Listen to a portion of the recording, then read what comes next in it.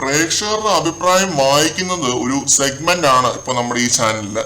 എപ്പോഴും പറയാറുള്ളത് പോലെ തന്നെ ഈ പ്രതികരണം എഴുതിയ ആൾക്ക് ഫുൾ ക്രെഡിറ്റ്സ് കൊടുത്തുകൊണ്ട് നമുക്ക് ആ ഒരു പോസ്റ്റ് വായിക്കാം. സിബിനെ കുറിച്ചാണ് ഇവര് എഴുതിയിരിക്കുന്നത്.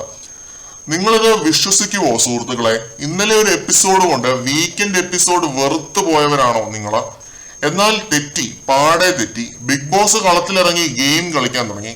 ഇന്നത്തെ ഒറ്റ എപ്പിസോഡ് കൊണ്ട് സിബിൻ എന്ന കണ്ടസ്റ്റന്റിന് ഉണ്ടായ ബൂസ്റ്റ് 100% ആണ്. അയാളെ നല്ല രീതിയിൽ മെന്റലി ഡൗൺ ആക്കുകയും ഗെയിം ഡൗൺ ആക്കുകയും ചെയ്തു.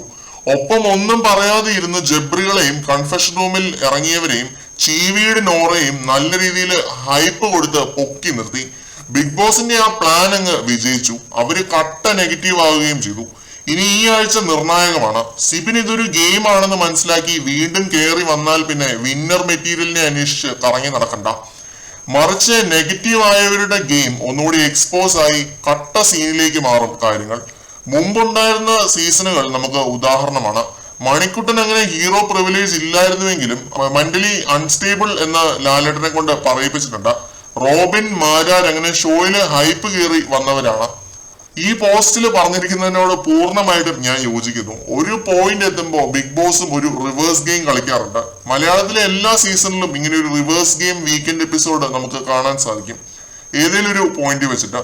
ഇന്നലെ ആ രീതിയിലുള്ള ഒരു റിവേഴ്സ് ഗെയിമാണ് ബിഗ് ബോസ് കളിച്ചത്. ബിഗ് ബോസിന്റെ നിർദ്ദേശപ്രകാരം സിബിനെതിരെ ഒരു നരേറ്റീവ് അവിടെ ചെന്ന് പറയുക എന്നൊരു കാര്യം മാത്രമാണ് ലാലേട്ടൻ ചെയ്തത്. ലാലേട്ടൻ ഇതിൽ വലിച്ചഴിക്കണ്ട. അവിടുന്ന് കളി മാറിയിരിക്കുകയാണ് മക്കളെ. ഇനിയാണ് കളി. ഈ ആഴ്ച വളരെ നിർണായകമായ ഒരാഴ്ചയാണ്. സിബിൻ എന്ന കണ്ണിങ് മൈൻഡ് ഗെയിമർ ഏതറ്റം വരെയും പോയി ആ വിജയകിരീടം കൈക്കലാക്കുമെന്നാണ് ഇപ്പൊ തോന്നുന്നത്.